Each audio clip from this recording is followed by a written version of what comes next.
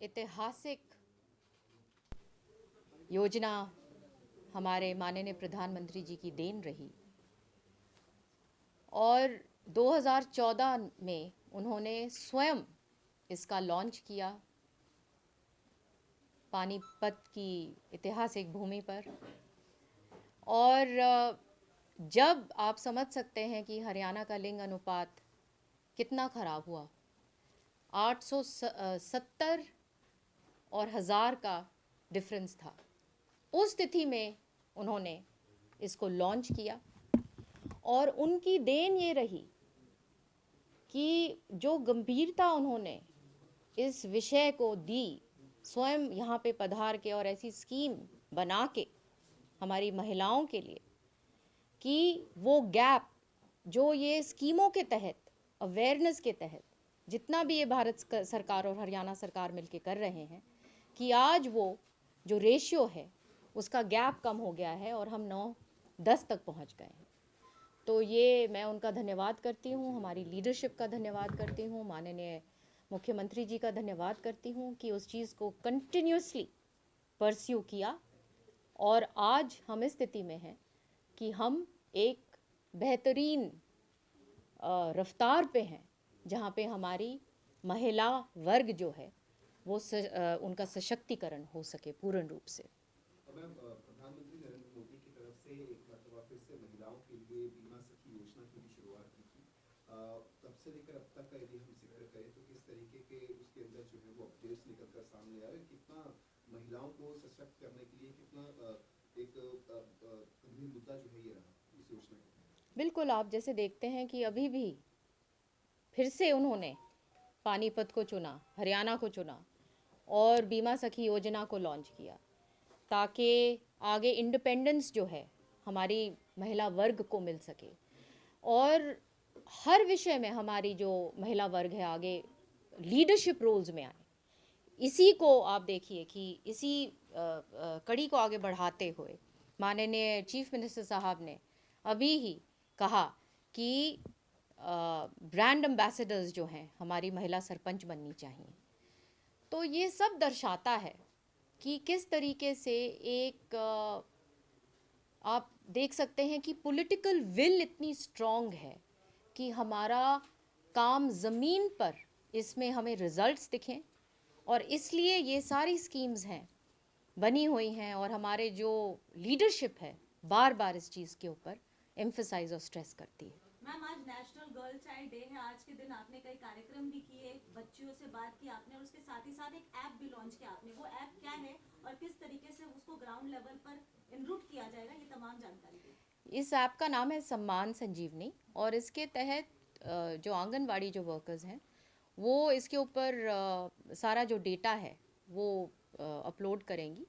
कि क्या क्या वहाँ पे ज़रूरतें हैं और क्या क्या वहाँ पे जो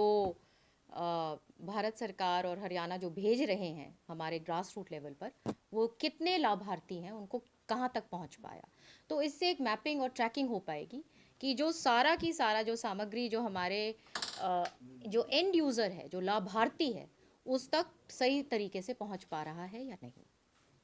हाल ही में आपने क्रैचेस का जो है वो एक तरीके से औचित्य निरीक्षण किया था। कल हमने देखा था कि आपने हरियाणा सेक्रेटरीट के अंदर भी इसका जो है वो एक औचित्य निरीक्षण किया था। किस तरीके से देखते हैं, किस तरीके के आपको वहाँ पर सुविधाएं जो है वो देखने को मिली और क्या जो पैरामीटर्स सरकार की तरफ से तय किए गए हैं उन पैरामीटर्स पर वो खरा उतरा? देखिए, हमारा जो क्रैशेस जो हैं वो एक आप में एक रोल मॉडल के रूप में हरियाणा खूब अच्छा काम कर रहा है और यहाँ पे हमारे जो उनको इंटीग्रेट किया गया है जहाँ पे हमारी आंगनबाड़ीज़ भी हैं और ज़्यादातर ये अर्बन एरियाज़ में है जहाँ पे हमारे जो जहाँ पे काम करने वाली जो महिलाएं हैं वो अपने बच्चों को अच्छी तरह से सुरक्षित तरीके से उनको वहाँ पे छोड़ सकें और उनकी अच्छी देख रेख हो सके। तो वहाँ पे बहुत अच्छी तरह से उनका पोषण, उनका खेलना, सब कुछ एक एक चीज़ का ध्यान वहाँ पे रखा जाता है। सरकार को जो है वो जल्द ही 10 साल जो है वो पूरे होने जा रहे हैं नायब सरकार को। आपके विभाग का जिक्र करें तो 10 सालों के अंदर 100 दिन, तो आपके विभाग के अंदर जो है वो ऐसे कौन कौन से महत्वपूर्ण योजनाएं जो है वो इन 100 दिनों के अंदर संचालित हुई हैं और जिस तरीके से जो मैनिफेस्टो में रहा था कि 21 जो है वो 18 वर्ष से अधिक उम्र की महिलाओं को जो है वो दिया जाएगा, तो वो कब तक जो है वो सुनिश्चित हो पाएगा? आप ये सब देखेंगे, बजट अब थोड़ा ही दिन दूर है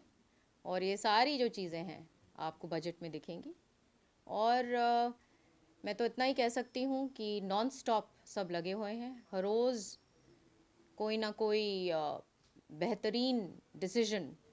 हमारे व्यवस्था को करने के लिए हमारे चीफ मिनिस्टर साहब लेते हैं। और जहाँ तक सिंचाई और ये जो विमेन एंड चाइल्ड डिपार्टमेंट है, इसमें आप देखेंगे कि आने वाले समय में खूब काम होगा उनके नेतृत्व में, और जैसे अभी गति बनी हुई है उस गति को और भी तेज़ी देंगे। और हम दिल्ली चुनावों में यदि हम जिक्र करें तो हरियाणा के जो पूर्व में नेता प्रतिपक्ष रहे, मुख्यमंत्री रहे भूपेंद्र सिंह हुड्डा, उनको स्टार कैंपेनर की भी जो है वो नहीं बनाया गया है। किस तरीके से देखते हैं, क्या पूरी तरीके से अब कांग्रेस हाईकमान जो है वो दरकिनार करती हुई दिखाई दे रही है भूपेंद्र सिंह हुड्डा गुट से, या फिर किस तरीके की पॉलिसी रहेगी उनकी, क्योंकि आगाम अभी तक नेता प्रतिपक्ष का चुनाव भी नहीं हो पाया, स्टार कैंपेनर्स की सूची से भी वो बाहर है? इसमें अभी मैं किरण जी का स्टेटमेंट देख रही थी, मेरे ख्याल से उसमें बहुत अच्छी तरीके से उन्होंने कहा कि जब वो स्टार ही नहीं रहे तो फिर कैंपेनर, फिर वो कैंपेन कहाँ से करेंगे तो उसमें सब कुछ आ जाता है। लोगों ने यहाँ पे हरियाणा में करारा जवाब दिया। अब जब लोग ही नहीं पूछते तो फिर और लोकतंत्र में फिर क्या बचे।